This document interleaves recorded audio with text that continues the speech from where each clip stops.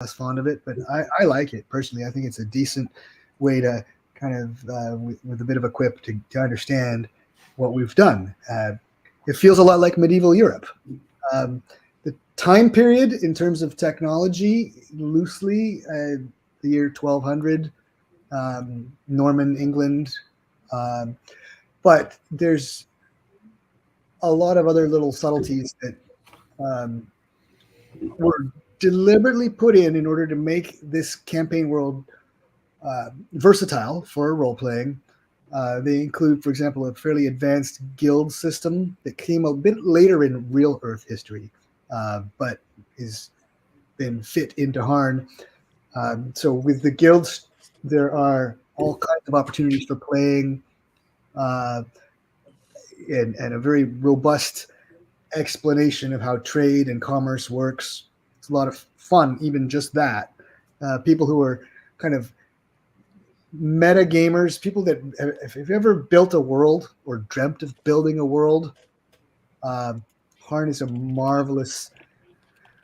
We've done all that for you, and whether you take it on wholesale or borrow from it, I'm okay. I mean, that's an honor when people adopt parts of Harn and put them into their world. But anyone who's got that kind of a mindset will have a really good time reading about Harn, because it's presented like a real world. Yeah. If you've ever tried to do that yourself, you find out that there's a lot to think about. Oh, is there ever? Is there ever? Like, so, sorry, just real fast. People give me garbage when, not all, but some people give me garbage when I present my world setting stuff here. And they go, you do too much design. Brother, I am a rank novice compared to Harn. You know what I mean? Like, I'm like, there's this place and there's some towns. Harn's like, here's a map. Here's all the towns. Here's the people who live in those towns. Here's some of the buildings in those towns. And then we saw it. Here's the inside of that. Like, brother, I wish I was this much, man. Come on. Now, Squirrel, as someone who's not Grant, therefore selling a product, but as an appreciator, as you said, of it, what do you say to people who are curious about Harn? What are you going to say? Well, I'll tell you this, like it's been said before, system agnostic. There are no stats. There's descriptions of NPCs, characters, etc. And the level of detail is just wow. Wow. If you don't want to make anything and you want to maybe have some nooks and crannies to fill in, get some Harn stuff, guys, gals. Just come on. Don't be scared. The water's great. Jump on in. Brian, you're back. You got audio now? Yeah, I have audio. Hi, Brian. Welcome, Brian. So, GameMasters has finally joined us. We've got two Brians, so I got to call you GameMasters because it's a lot easier than saying gaming with ADHD. So GameMasters, less syllables. GameMasters meet Grant from Columbia Games, meet GameMasters. Of all of us here, this is the man with the big channel. We're all little fish in the pool, and he's much bigger than all of us combined.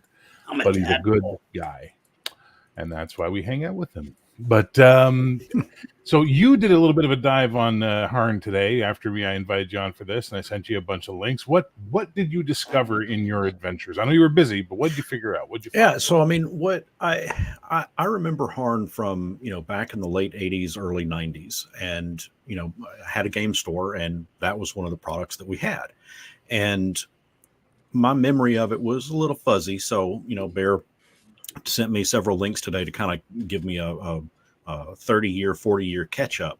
But the biggest appeal that I can find in it is the fact that, just what Squirrel said, that it is the fact that it is system agnostic, and you can take really any part of any book and drop it into almost any existing game that you have, regardless of whether you're playing D&D, whether you're playing advanced D&D, whether you're playing Pathfinder.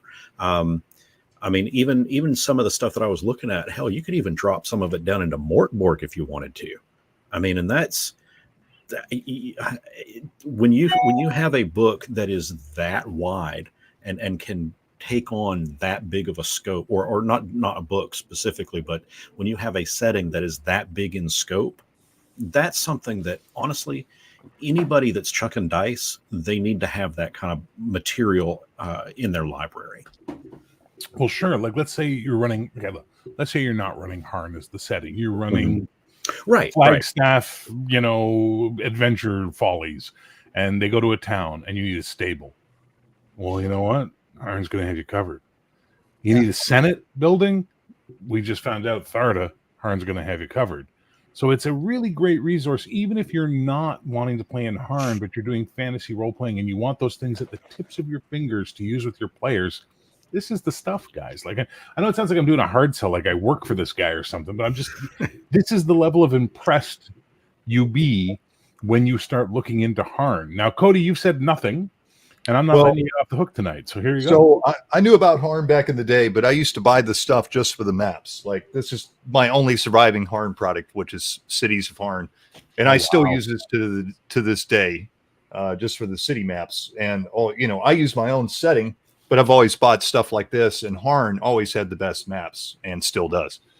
But last time we talked to Grant, I was like, I want to know more about Harn. And so I went into a deep dive on learning more about Harn. And I got to say, I am thoroughly impressed. It's probably the most detailed and rich, and if you could say it, realistic fantasy world I've ever encountered for a role-playing game. And it's probably the most playable, one of the most playable worlds I've encountered with a role-playing game, which is really important because something like, like Forgotten Realms doesn't ever feel very playable to me, right? We've discussed the pitfalls of this in the past, and a lot of other worlds are like that too. They're just not really, some worlds just, it's like, what do you do in this world? But in Harn, there's tons of things to do. That's one selling point I have to say about Harn world.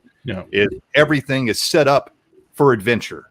There's politics, and there's trade and diplomacy and assassinations and dying kings and borderlands, and all this stuff set up. Wherever you set a game in Harn, it's already set up for you to have like an excellent adventure. It's just full of hooks and seeds for a game. If you're even remotely have any imagination as a game master, you could carry on a campaign in one place, one kingdom in Harn for a long time. Like it's absolutely ridiculous. So I think that's one of the biggest selling points for me with Harn is how playable it is.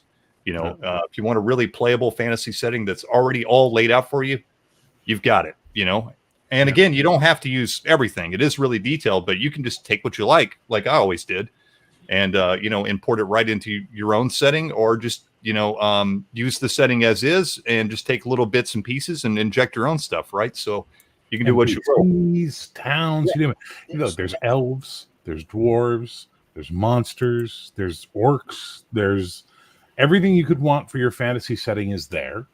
Plus, you get like the maps, the detail, all this crazy level stuff. I'm playing Palladium Fantasy these days. I could run Harn and Palladium Fantasy. Easy. Lickety split. No problem at all. In fact, it's so old school, they probably connect perfectly in weird ways you never even thought of, right? Yes. This is what it's about. When people talk about old school gaming, and then all you get is the same story over and over again. It's all about going into a dungeon. It's all about, tracking a resource meta. No. Old school gaming back in the day wasn't just that. We never went into dungeons. It was stuff like Harn. It was world building. It was adventuring. It was amazing stuff. Guys, get in. Take the plunge. Try it out. You're gonna be impressed. Here's the neat thing: Harn, that map. That's just a little island compared to the whole world. Oh yeah. That's just a little compared to the whole. There's all that stuff on the continent. Yeah. Sorry, go ahead, Grant. That map is available in a PDF on Columbia Games website for free. Yes. Get it. And you can go and get it right now. And there's a whole bunch more free samples and material that can allow you to get a really strong sense of whether this might fit your style. And then you still have another 10 or 12 days to get into Tharda's Kickstarter. But also, we've been around for 40 years. We're not going anywhere. There's no dramatic rush here. You got a lot of time to. Command Post Gaming just hit it right on the head. I'm stealing it. Complex. It's comprehensive. Taking it. Yoink. There you go. Yeah, that's a great Command Post Gaming. That's a great way to describe Harn. It is just, it'll blow you away. And then when you start getting onto the continent, it starts getting even more interesting. You get that Viking type stuff going on. You got weird sort of French type stuff going on. I got so hooked. I own every physical copy they have to offer. Literally. Have you been buying the hardcovers too on the Kickstarters? Not the Kickstarters. No. Oh, well, now I'm a Harn Quest subscriber, so I can't really put any new stuff into the hard copy. Already got it. Yeah, well, we appreciate that. The Harn. I like my 3-ring. I just, heck, I've even leathered some of my 3-ring. I don't know. But anyways, I own everything you have to offer on your catalog physically, all of it. Well, now you got to go get all the hardcover books just to put on the shelf to show off to people when they come over. I might. Maybe. So maybe. Yeah, Brian, so go ahead. One other thing, Grant, that I think or that hasn't been touched on yet, that I do also think makes Harn unique is its timeline. I was just going to talk about that. That's awesome. Read my mind. Brian's stealing my favorite talking point. I'm going to have to slap him later, but go ahead.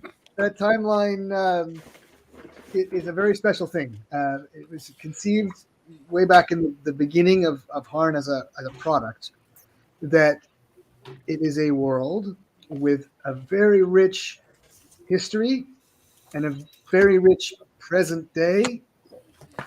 And in Harn parlance, the time is the year 720. I mentioned earlier that kind of an allegorical time period to about the year 1200 in Europe. But in the year 720, there's a whole lot of things that are probably going to happen. Cody started to mention some of that. The king who's on his deathbed, various wars that are about to break out, trade disputes, all kinds of things are kind of on the precipice of happening. But it's your story. So in all the 40 years of publishing this material, we don't ever kick the clock forward. There's no meta plot going forward. There's just this beautifully detailed, rich history, and the closer you get to the present, the more that history becomes very detailed, and it itself is just ripe with ideas and inspirations, and can really sort of keep your game. There's so many ideas, so many different ways you can run with it. So, Grant, this is the concept of the P Harn, right? The personal Harn. Can you talk about that, please? So P Harn is I'm sure Squirrel's got his own P Harn. He's got what happened in 720 or even 721, and that P meaning personal is he kept the clock moving forward, and things happened. And my point is Columbia Games doesn't contradict what Squirrel said happened, and we would consider that kind of a dishonor. Yeah. So we don't do it. That's one thing I'm going to jump in and say that's really neat. You guys, Columbia Games, the buck stops here in the year 720. You guys run with it. Right. And if you want to, go back in history and piddlywink, whatever, the game's the game. It's your table, it's your stories per se. But yeah, from 720 on, it's yours, Bear. It's yours, GameMasters. It's yours, Cody. It's yours, Brian. It's yours, whoever's on the. Yep. Right. Yeah, and that's again a design, a goal. Back when this started coming out, it's 1983 when this came to market. There wasn't a lot of available setting type material, and so this was designed to fill a need, and that several important design decisions were made way back then. The timeline is one of them. The kind of internal consistency is another, that all the books would mesh with each other so that the things at one scale will be applicable at the next scale, either up or down. And then also a diverse set of entry points.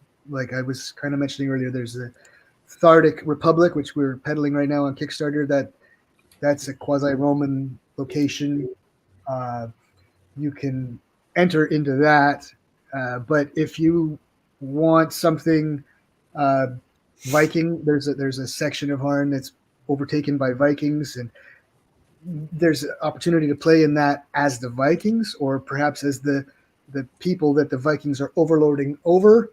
And we wrote in the history that there was a rebellion up there about 20 years ago, and the next rebellion is tomorrow, if you want it to be, right?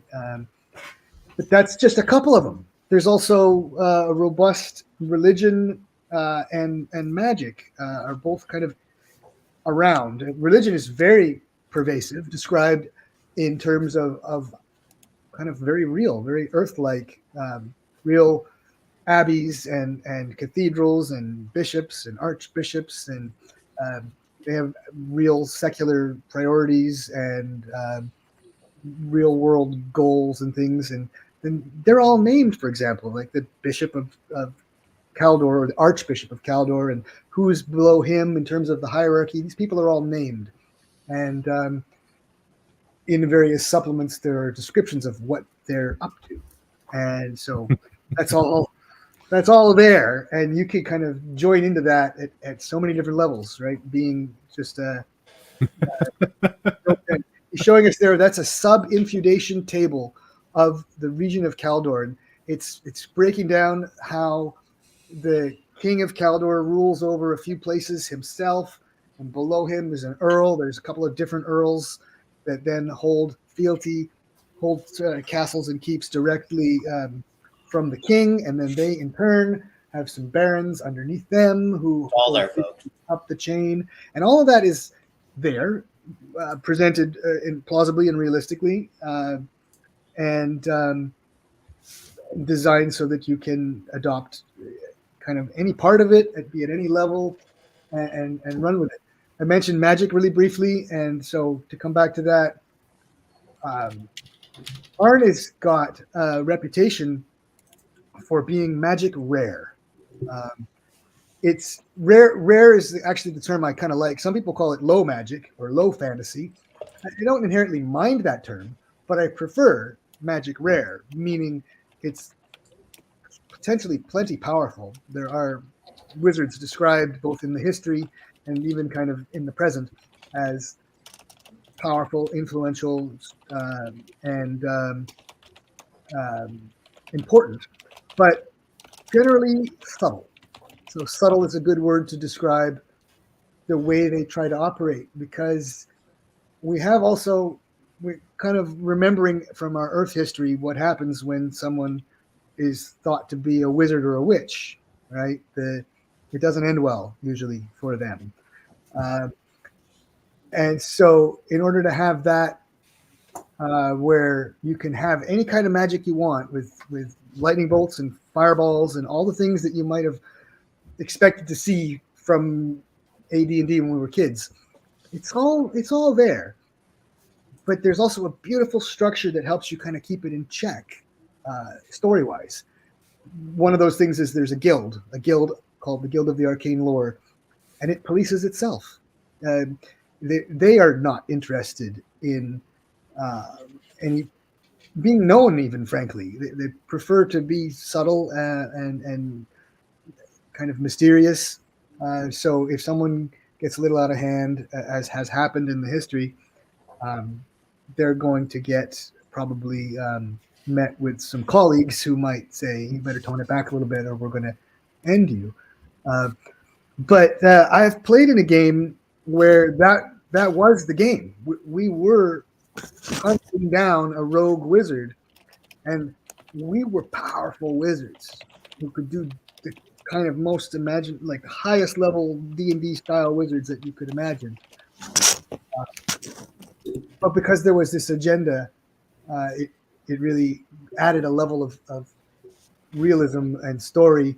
And so Game Master, if you're using this stuff, you've got the ability to amp it up or tone it back to your heart's content, even dynamically. You don't have to commit, but it's there so that it's a tool. It's a plausible part of the story, and yet manageable. I see a comment. I'll touch on that. It's magic is not derived from the gods in Harn parlance. The clerics there is a sort of another part of Harn, which a set of rules that do exist, where clerics are developed as characters and have invocations, which are kind of like spells that they call on a deity to help them, and that looks a little bit like a spell. But the magic that I was talking about before, the guild, technically called the Guild of the Shekvavar, those are elemental. So there's kind of fire, water, earth, metal, the mind, and light, and those are the elements that kind of categorize the magic and help structure it. And it's all really nicely connected and written up, and again, a really nice, plausible way. We did the same thing with monsters.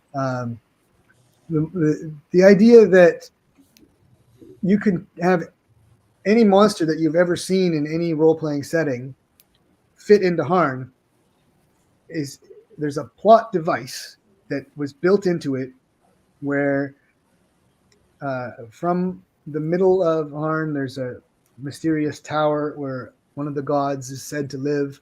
It's debatable, right? But he's said to live there, and coming forth from this place are the Ivashu. And that's a term for a kind of creature that is created by this god Ilvir.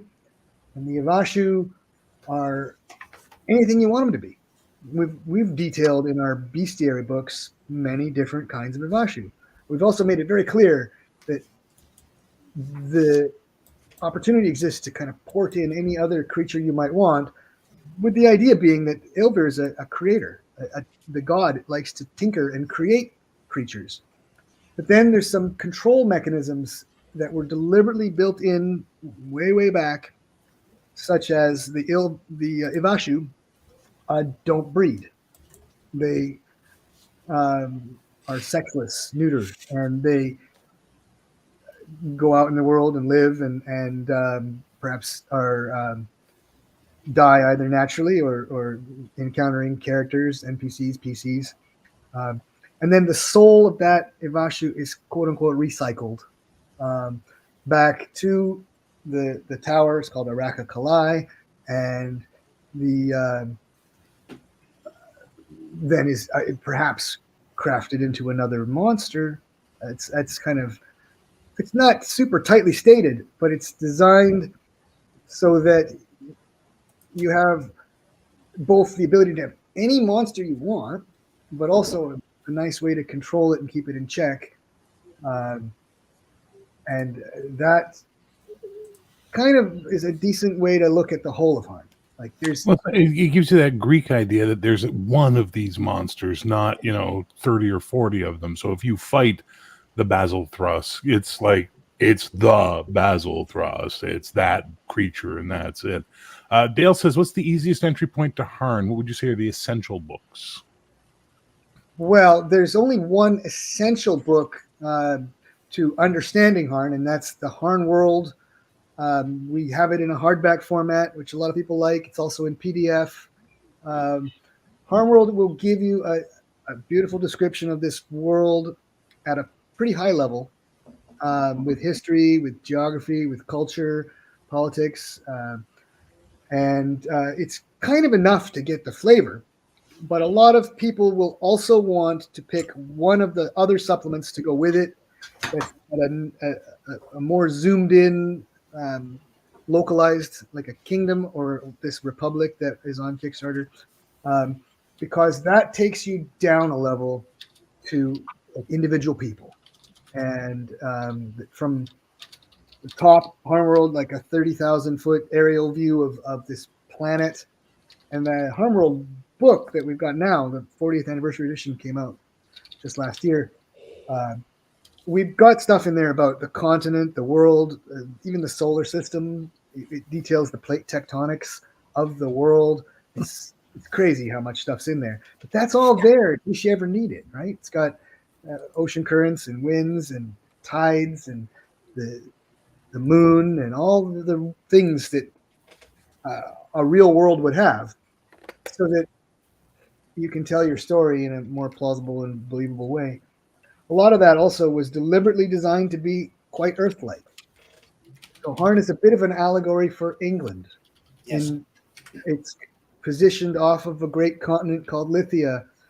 In terms of the planet is Earth-like. It's like 3/4 water. It's got 2 polar ice caps. It's got a 24-hour day. It's got a 360-day year. And Harn is positioned geographically where England is, so you can understand inherently what the climate is. Now, those are all deliberate decisions because you could have made Harn have 2 suns or 3 moons or anything we wanted when we set out to do all this. But it was a design decision with the intent of making the game master have a certain amount of familiarity that would enable the story to unfold without you having to completely suspend your disbelief when you're playing it.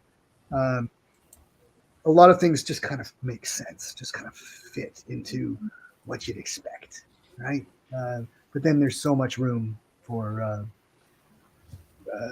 anything wild and fantastical, wizards or monsters or anything, or super mundane serfs and knights. And we've got a book called Manners of Harn. And if you get that book, we have it has like a character sheet for a manor.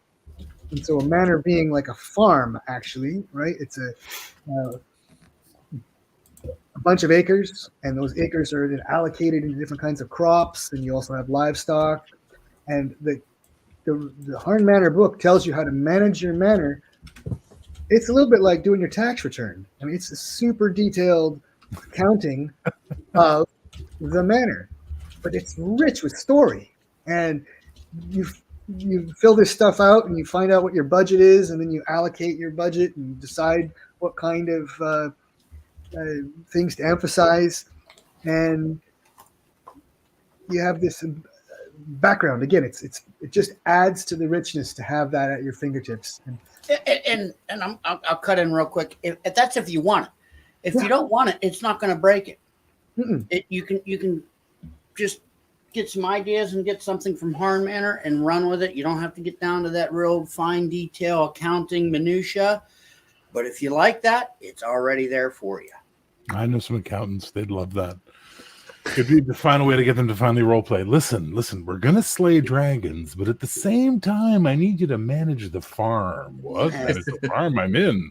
You know, like there you go. We have to figure our annual budget. Hey, but if that's your fun, if that's your jam, it's there. Yeah. And if it isn't, so be it. There's so much. The thing is, guys, everybody watching, like this is something we talked about last time when Grant was here. It is so inspirational that even if you don't use it, it'll inspire your own world. You guys who all watched the live stream we did on Saturday playing in my Albana was because of Harn. I literally had I no, and then I started reading Harn stuff, and it inspired me to do my own little Misty Island with its own crazy stuff going on. And there's some stuff, if you read it, you go, hey, that sounds a lot like Harn. And there's stuff going, that's completely not like Harn. But that's what Harn will do for you. It'll inspire your campaign, even if you don't use it.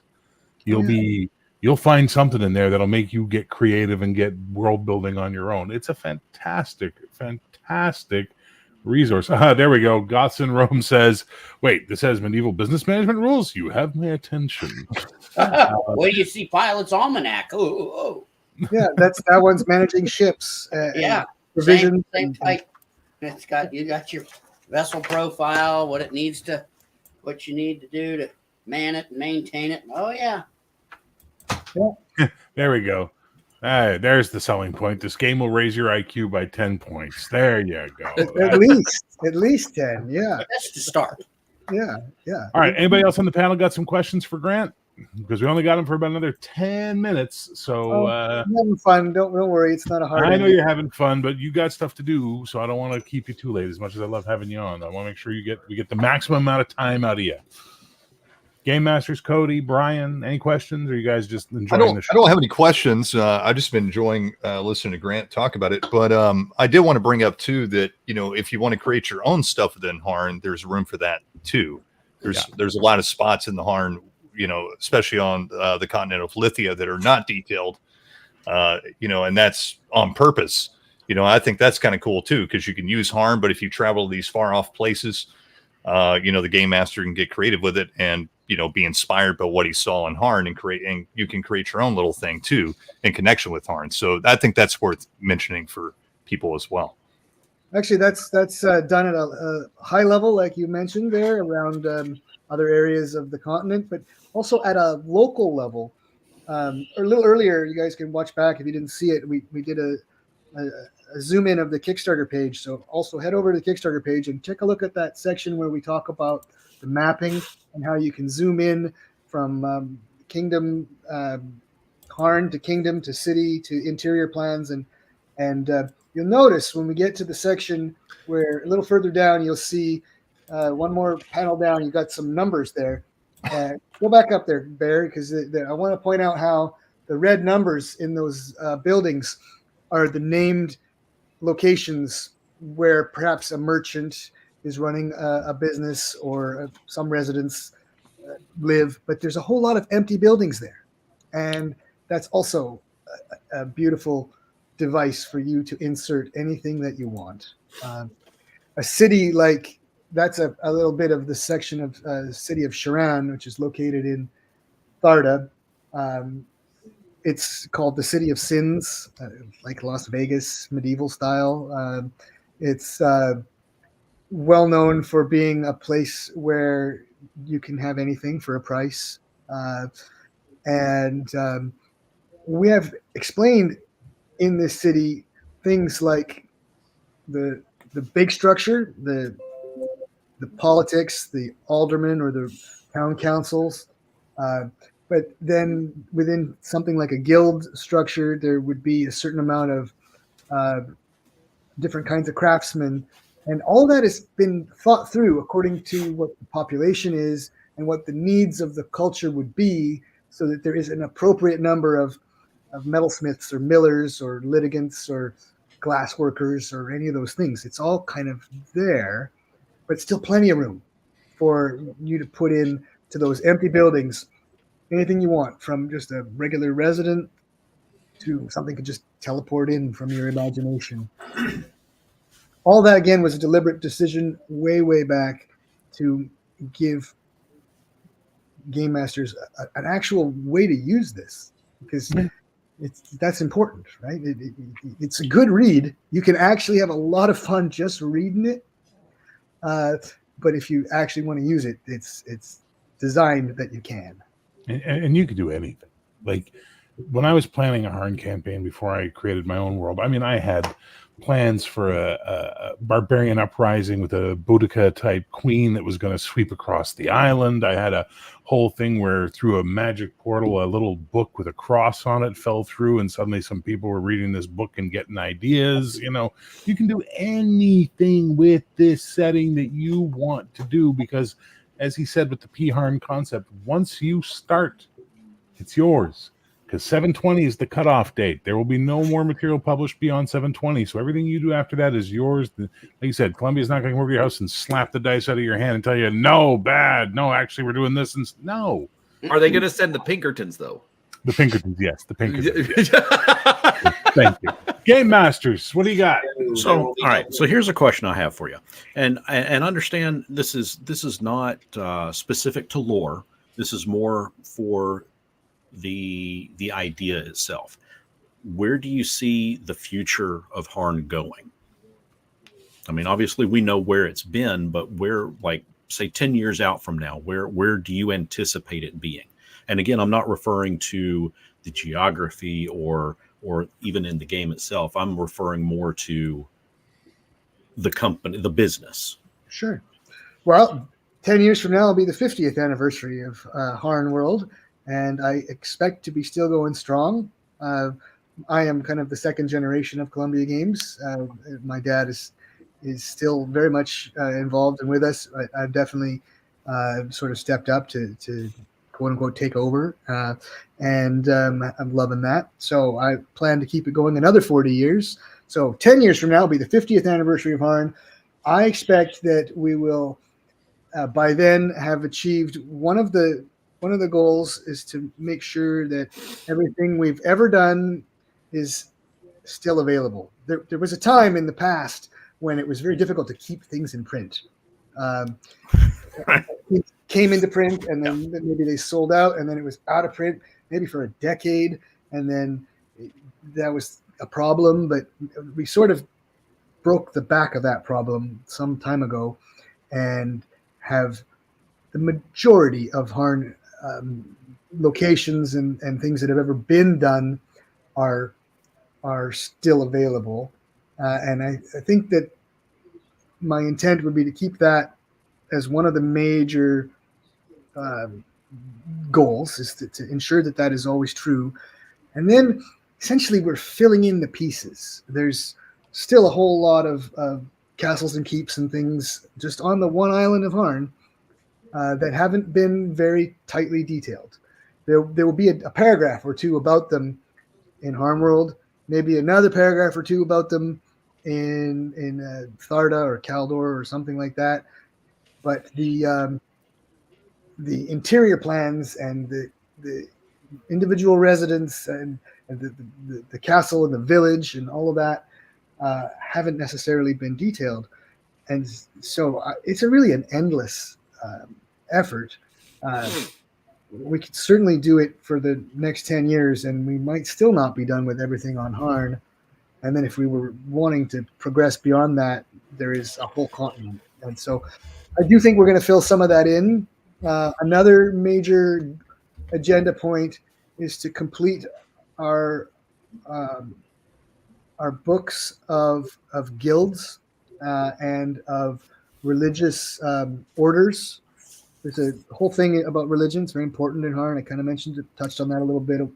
But one of the ways that is also structured, aside from the higher level thing that you're familiar with clerics and bishops and archbishops, is orders. So in Earth parlance, like Benedictines or those kind of different orders. But there's a whole bunch of them. And they were all explained a long time ago. Maybe like the book Gods of Harn was one of the early publications, came out in the 85, I think. And that defined them way back then. But since then, and even quite recently, we have put out entire books about individual orders. Squirrel will know all about it. He's a HarnQuest subscriber and been. Yes, I was just about to say HarnQuest. Another great thing to subscribe to. What, quarterly? About $30. Well worth it, though. You get a great gob of material, color, well written, good paper, and it just fills in. Like I was saying, he said, "Well, get the hardcover." Yeah, but if I get a HarnQuest that throws something into the Kingdom of Retham, and I have the hardbound of Retham, how am I going to put it in there if I don't just have the 3 rings, baby? Yeah. Yeah, people definitely have made good use of the intent of the 3 rings, is the modular and expandable approach. That's the other thing about it, because you do a lot of PDFs these days, and that's modular by definition. Yep. So there's a HarnQuest subscription in print or PDF. It's actually just $20 American. And if you I do the PDF and print. If you get them both, it's actually just $5 more. Yeah, and there's shipping if it's anything in print. But it's a very good value, and there's a big perk with being a subscriber because you're considered one of our most valuable MVP kind of people. So we give you half price on the entire back catalog. So if you get into Harn at all, become a subscriber, and then everything you get is half price. PDFs. All the PDFs are half price. Yeah. But yes, back to Brian's question, filling in the puzzle, completing that is, I think, one of the goals. In 10 years from now, I hope that we have quite a bit more of that done. Another huge project that we've been doing for a couple decades is what we call the Atlas Map series of Harn. And that is a super detailed zoom in of the individual squares on the big map of Harn. And it's got every manor, every village. It's got contour lines showing the hills and elevation. And this map on our master computer file is like 12 feet. It's huge. It's a monstrous map, and it's not all filled in yet because it's so much work.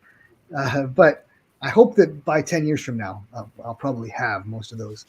In my mind now, 10 years from now, I see Squirrel Hermit's room looking like Bilbo's room at the beginning of Fellowship of the Ring, with just everything, maps and books all stacked over the place, and Squirrel just happily writing away at his desk. I think it'll work out good.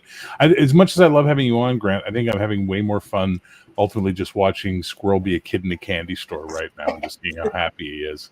Yeah, it's nice to see it. Warms the heart. I'm very tickled for this. I appreciate it. Well, you're a good guy, Squirrel. Everybody in the community loves you. You know, you're a decent human being. So I was glad to have you on because I know how much you know. When someone reminded me, Squirrel loves Harn. Oh God, reach out to Squirrel right away. Yeah, get him on here.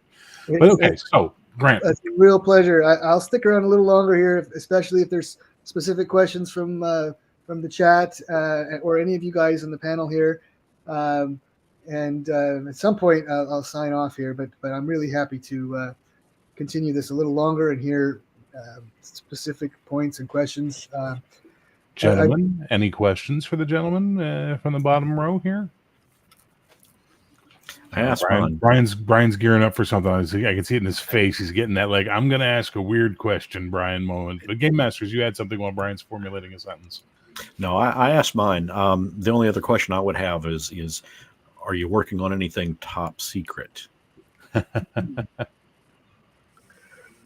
Well, yeah, that's what I thought. Because it's top secret, I don't think I can tip my hand right here live on television.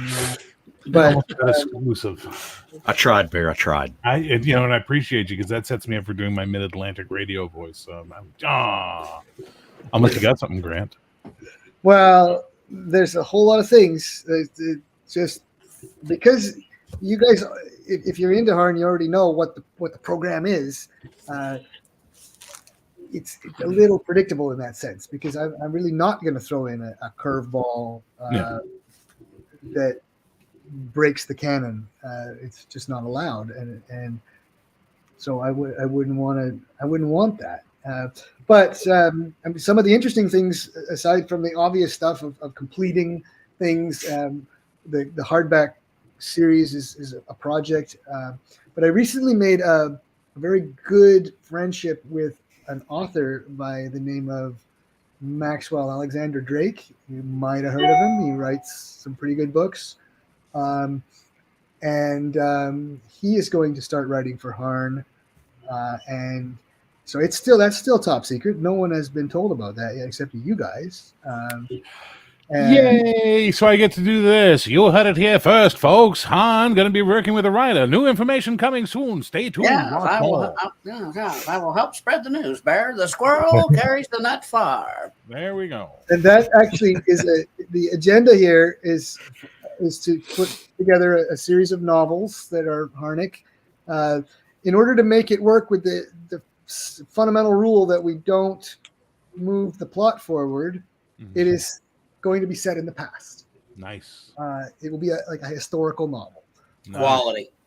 The current outline is a story set around the lost dwarven city of Kiraz, which we do have a book about, a source book, a traditional RPG source book about Kiraz, just recently upgraded, colorized, and delivered in the HarnQuest format.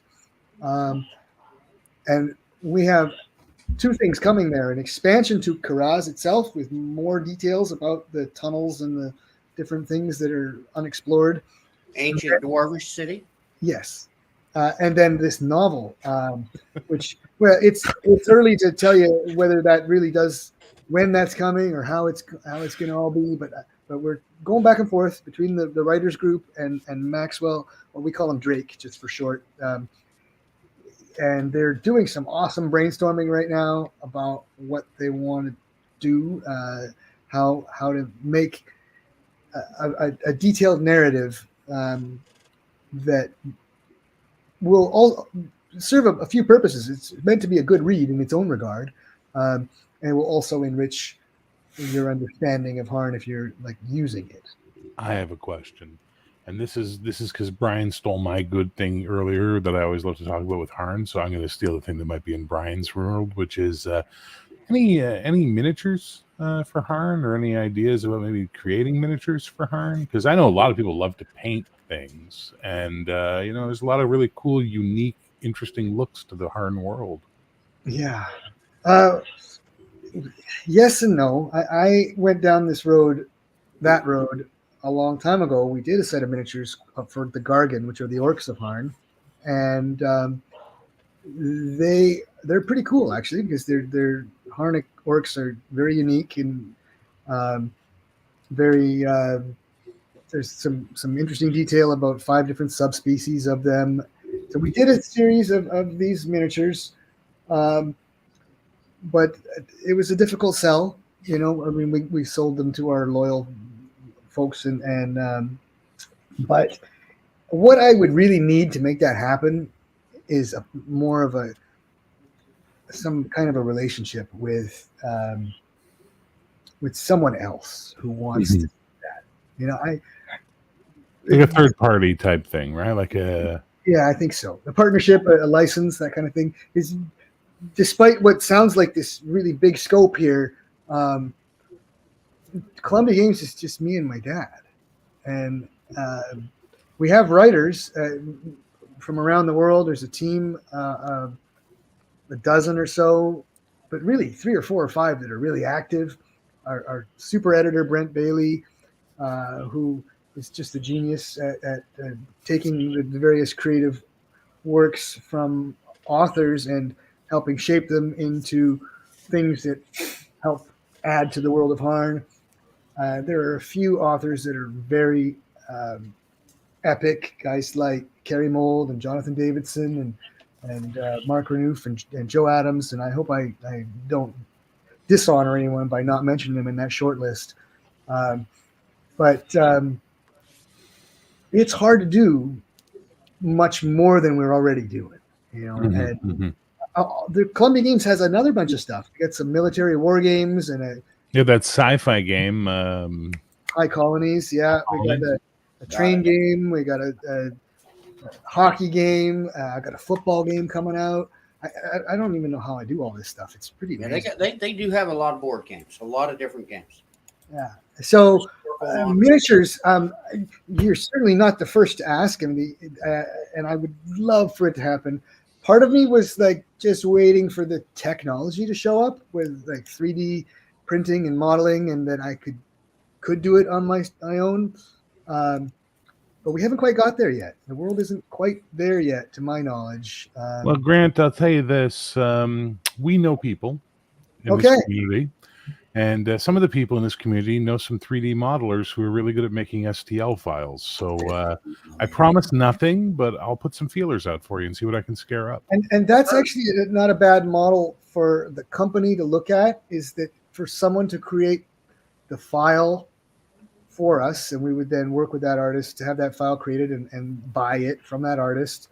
And then we would sort of sell that like we do PDFs and let the people produce them. Cody? That's like Cody? Cody's finger went up. If Cody's finger goes up, it's good. What do you got, Cody? I got 2 questions. One, I am very familiar with you guys' war games because I love old school war games. Is there any war games set in the Harn world? Because it seems ripe for a war game setting or a set of miniature rules, right? It does. Oh, yeah. An excellent segue, actually. There has been a design in our top secret category, Brian. You heard it here first, folks. It's a war game of the Kaldoric Civil War that might happen. It's in Harn set up to happen, again, with that timeline where we don't go forward. We don't know if there actually will be a Kaldoric Civil War, but it's on the precipice of happening because there's a king who's on his deathbed and his heirs are not clear. He's got 3 sons. They're all illegitimate bastards. And each one of them has a claim, but so does certain earls and certain other people. And they all will sort of have something to say when and if the king dies. And that may go down with some kind of a council and a meeting and an appointment or something, or it might break out into outright war. So we did develop a game using loosely the Richard III model, which is a board game we have on the Wars of the Roses.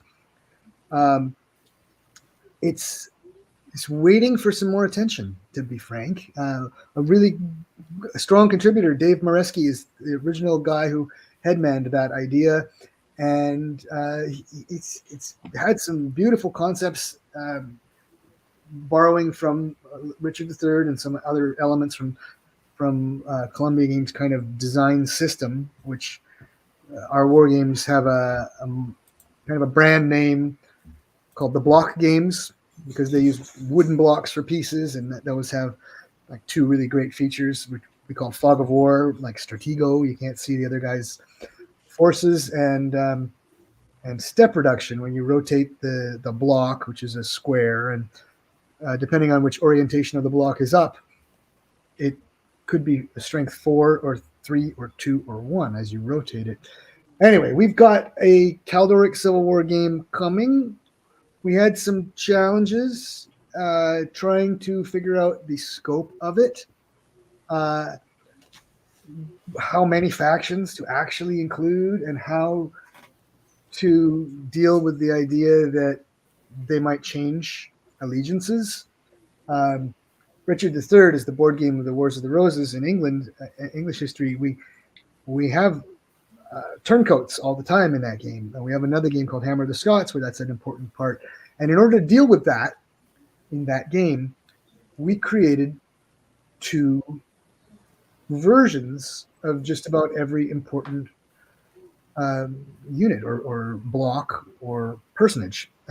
So that the Earl of Northumbria, Percy is his name in Richard III. There's a red rose version of him and a white rose version of him, and you switch them physically if the allegiance changes because of something in the game. Well, that sounds fine, right? But in Caldor, there's a bunch of factions. There's at least 4, and really kind of more. And so we got into a little stumbling block there. I didn't even mean that pun.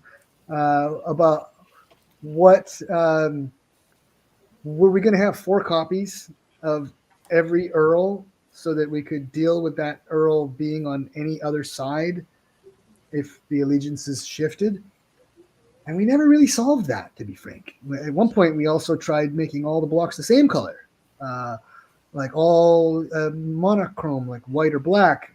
But that wasn't very satisfying either. And the bottom line is that we have this idea. We have a design. It's half done, 3/4 done, maybe a little more than that. But we haven't had the time or the energy to get it completed. But it's in the pipeline, and it's only going to just take sort of a matter of bearing down, and then 4, 5, 6 months, and it could come true. But yeah, I mean, a lot of it is now I've told people. So if you guys all write messages and send me a lot of emails and say, "Come on, give me this game," it might. If you need any super secret input, I work for free. Yeah, we'll welcome you all in as play testers. This is a labor of love for me. I mean, everyone here knows it. It's just a labor of love. I don't get no better than that. Yeah. Well, I'm blessed in that sense too, personally, that I get to make a living doing this, but it's also my love, and it shows. Well, thank you. I can't help it. It's I'm pretty passionate about it, both because I enjoy it, but I just believe in it, and I'm blessed that I've had that opportunity literally all of my life. I want to thank Pedar for the super chat, and he says, why not use modular standards that you can swap out from the blocks? Basically have some sort of flag or token ring system, and there you go. Solves your problem. A little extra product to put in the box. Or a magnet or something. Or a magnet, something, yeah. Yeah. Well, that's pretty inspired. There's also a new opportunity that's kind of arisen from a project to bring the block games to computers.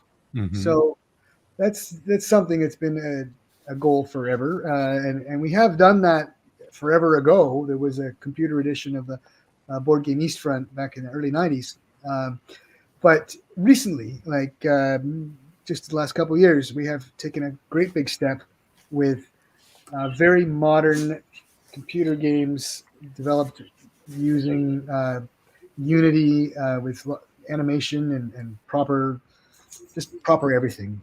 With a partnership with a beautiful company called Avalon out of France, actually. And they have developed with me working together with them a couple of our block games.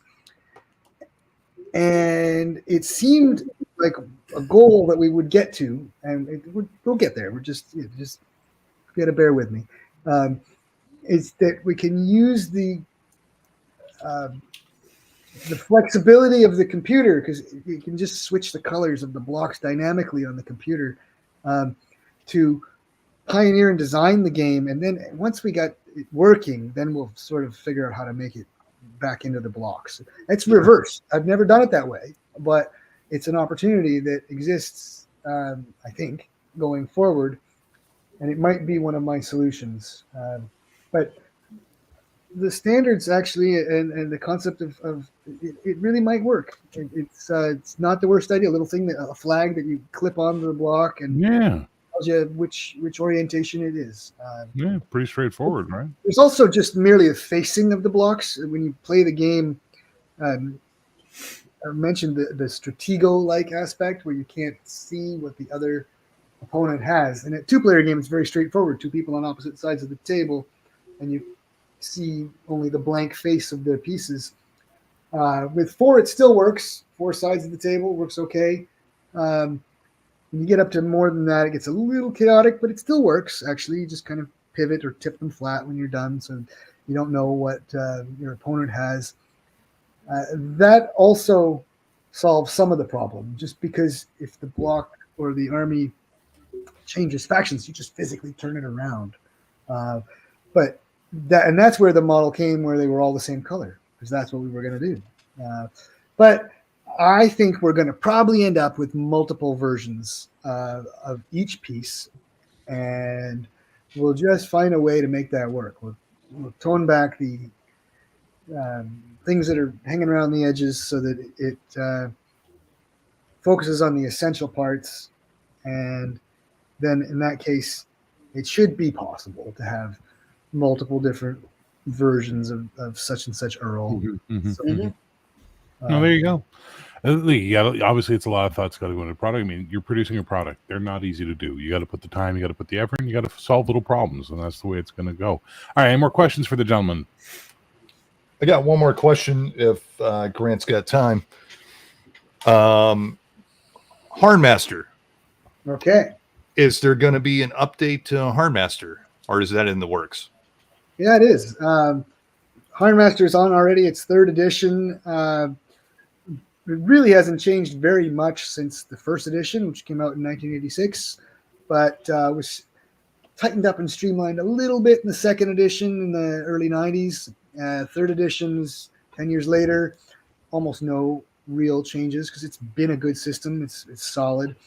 Harnmaster 4, though, is something that we are planning to do, and the success of these hardcover versions of things has led to the conclusion that it will be a hardcover.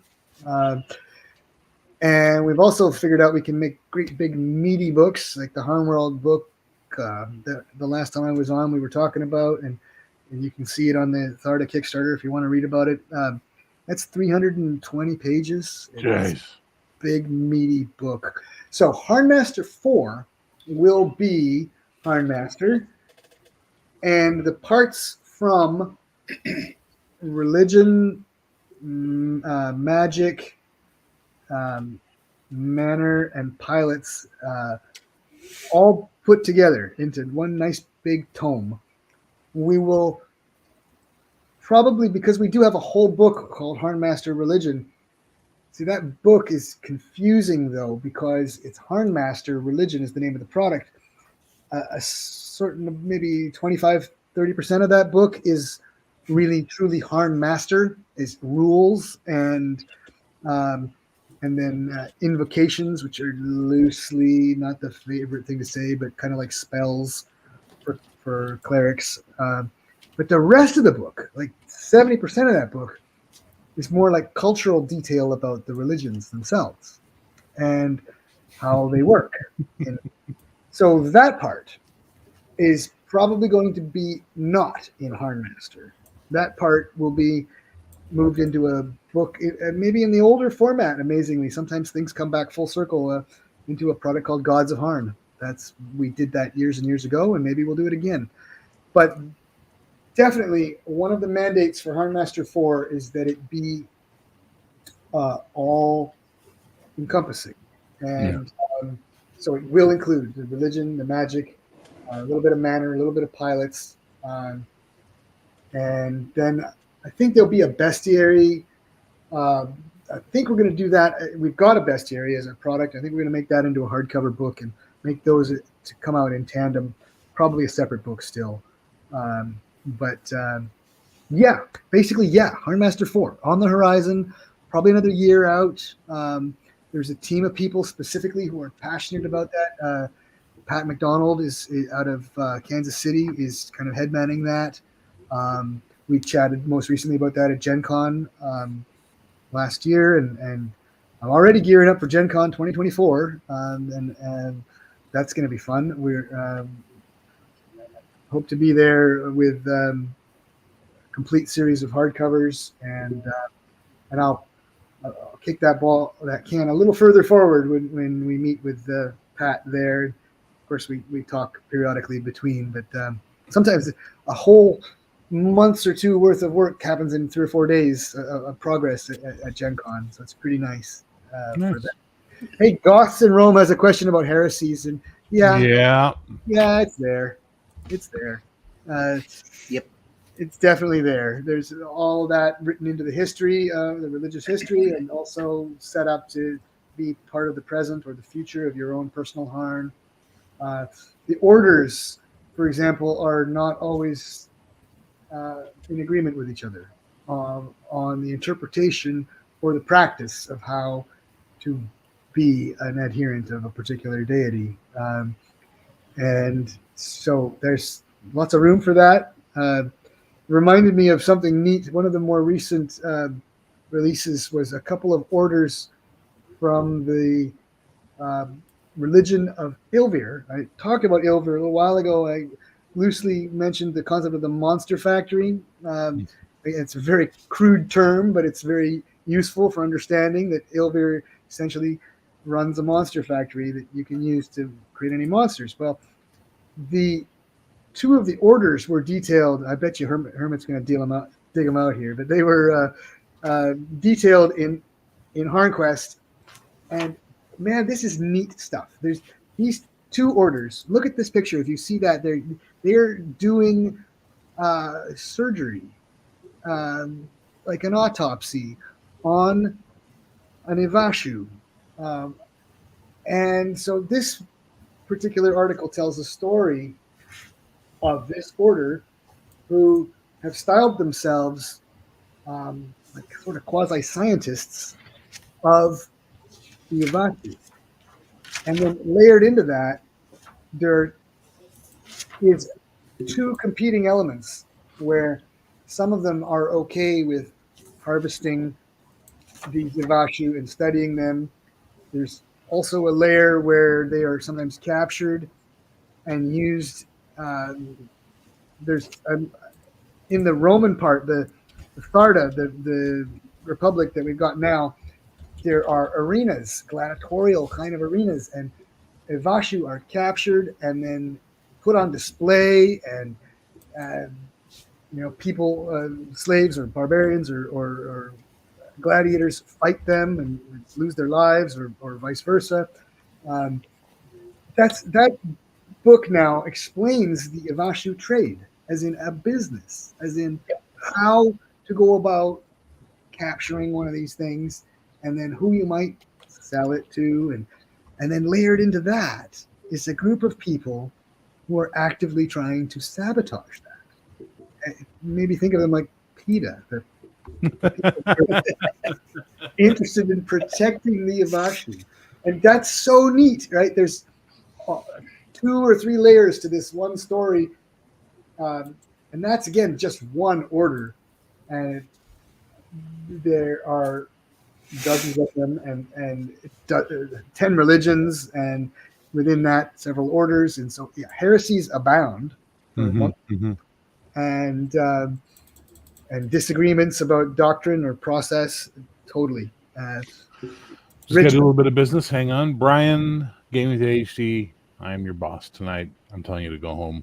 You're from Arizona. You should never be as pale as me. I'm from a cold place. You're from a hot place. Brian, for the love of God, log off. Get some rest, brother. Please. I'm begging you. Okay. Final questions. Let's wrap this up. Any other final things? Anything you want to say? Anything you want to ask? Kermit, any more praise you want to throw his way? Great stuff. I love it. I spread the word of Harn. Harnallujah. Harnallujah. I have never heard that. That's a good one.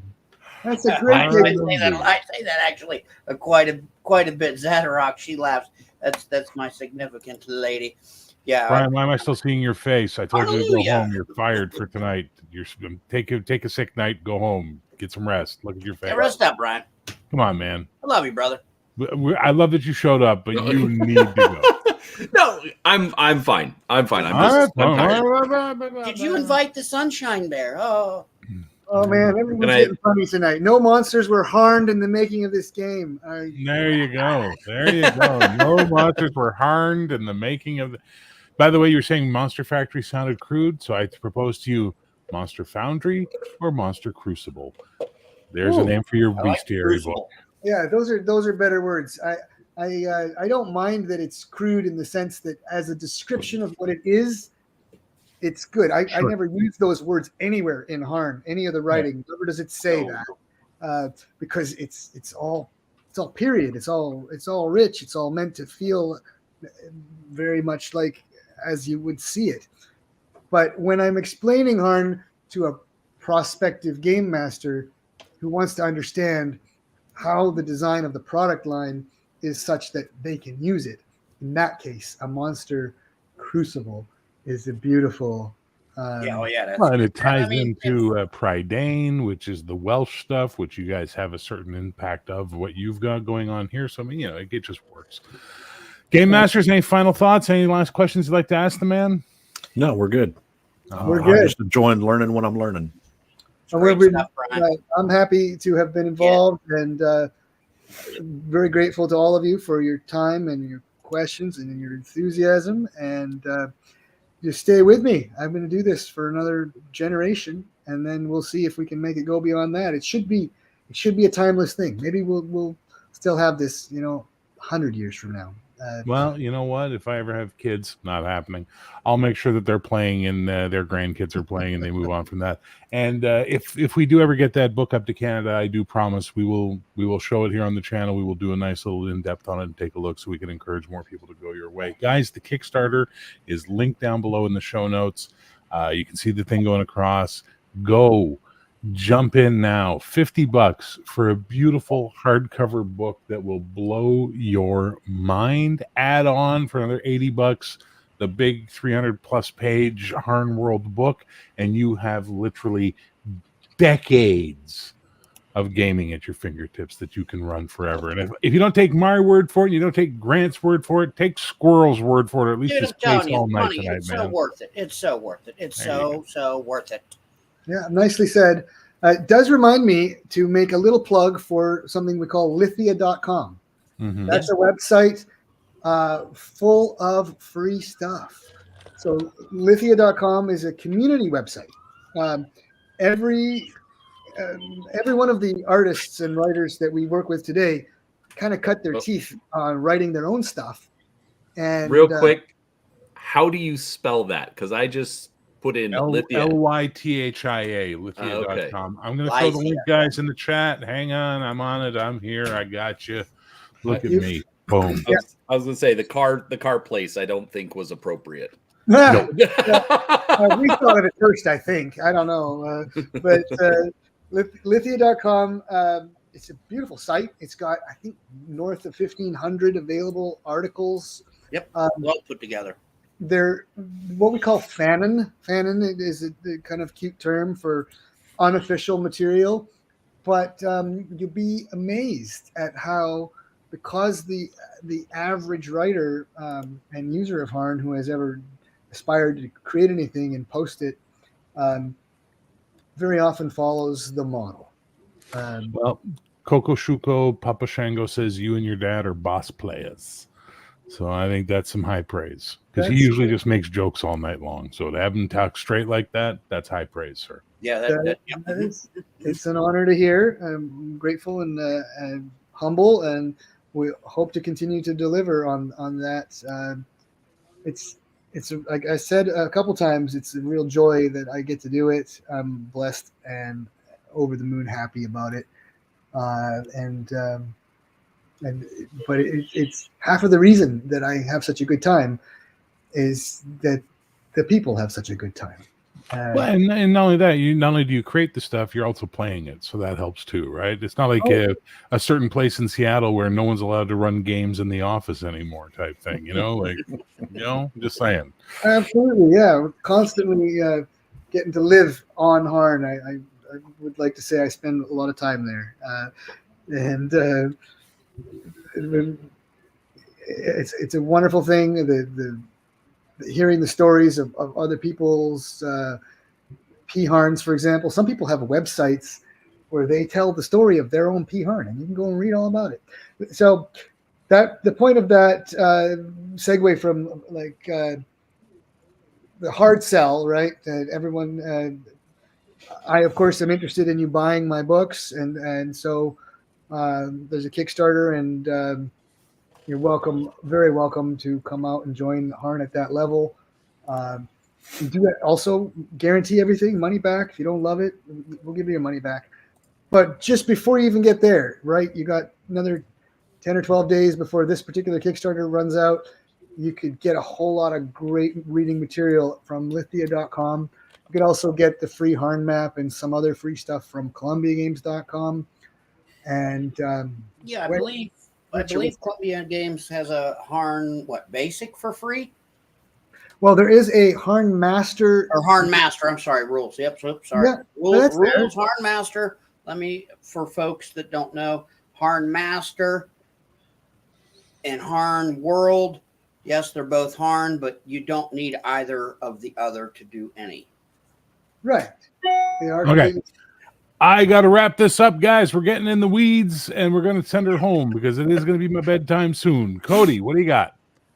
Well, I just want to say Harn's awesome. Go check it out. But also, I want to recommend a video that Grant did. It's called Introduction to Harn World Seminar. I will post the link so Bear can share it, because if you want to know more about the Harn World, just to get a general overview, it's a pretty long video, but I think it's worth it. It's pretty, it's a really, really good overview that Grant himself and another gentleman did, and it was really helpful to me. And so maybe it would be helpful to everybody else to get a better sense of what Harn's all about. And if you like what you see there, maybe it'll inspire you to go, buy some of the books. Well, there you go. Look at that. Link in the chat, guys, just popped up. Go check it out. Grant, listen, let's do this again before another year goes by, please. I know you're a busy man, but it's fun to have you on. It's always inspiring. I was just waiting for you to invite me. I sent a couple emails, and they just kind of into the vapors. I deny it. Anyway, listen.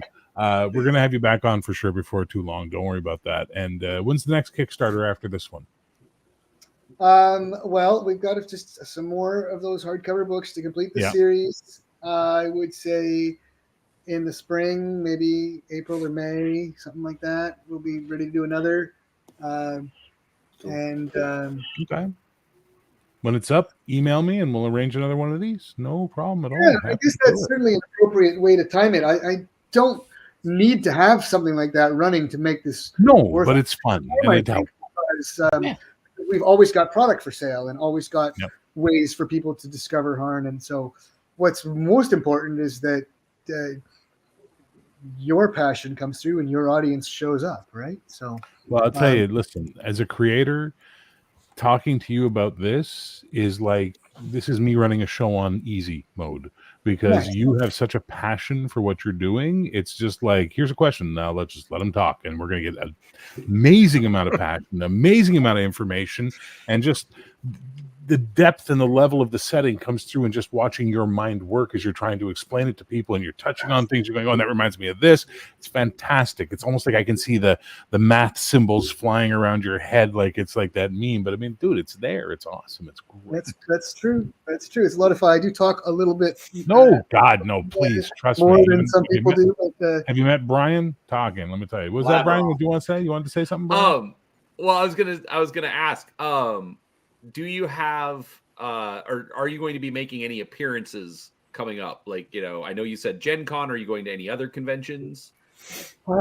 Gen Con is kind of the marquee convention for RPG, and so being small and family, I try to just go there. Personal appearances, I don't think I have any more scheduled, but I'm open-minded. Washington State, sir, is where they're located. Well, yeah, but we are originally Vancouver, Canada. I was born and raised in Vancouver. I only skipped the country when I was about 20. And that bastard. I'm as close to Canada as you can be. I'm about a kilometer from Canada right now, where I'm sitting. That's like half a mile for Americans, and it's we're as close as we can be without being. And that was a business thing, like 1993. Trying to run a business in Canada was hard, especially. You think? Yeah, Blaine, exactly. Yeah. And as the mail order kind of grew and became even more important, it became even more important to be on this side of the border. So my heart is still in Canada, but I'm here, and but it's right there. And so at least you didn't say you were in Point Roberts. That would have been too funny. Because that's like just the ultimate irony for Americans that have to live. It's kind of close. It's like Blaine is at least on I-5, and we have you can get here. Point Roberts. Oh man, that's bad. For those Americans who don't know, Point Roberts is a piece of the continent that's just below the American border, but it's separated physically from America. So kids that go to school, because there's no school in Point Roberts, have to go through the Canadian border, back into the American border, go to school, and then when they go home, Canadian border back into the U.S. border. It's just this horseshoe mentality, and twice a day, every day, and there's no airport of any consequence or boats or anything. So it's really pretty brutal. Anyway, I do want to go to bed eventually, and we have an after show to get to, because that's what we do, is we hang out and we talk before we go to bed. So I want to thank Grant for being here. Thank you so much again. It's always a pleasure having you on, and your passion it's infectious. Squirrel Hermit, hope this was everything you hoped it would be and more. So glad to have you on for this one, brother. Brian, liquids, brother, and tell Kim to take better care of you and hit you with a pot and pan if you decide to turn on your camera tomorrow. Cody, always a slice, brother. Nice. And GameMasters, man, I'm so glad you made it. We lost you at the beginning, but now you're back and things are good. And for everybody who showed up in all the chats all across, thank you so much for being here. Thank you for the questions. Thank you for the humor. Thank you for everything you did. I am, of course, Barrett, the Gen X GM, and for the Society of Role-Playing Gamers, I say peace, love, geek, and Harn. Make one for yourself. You'll be happy you did. Nice. Do it. And Brian.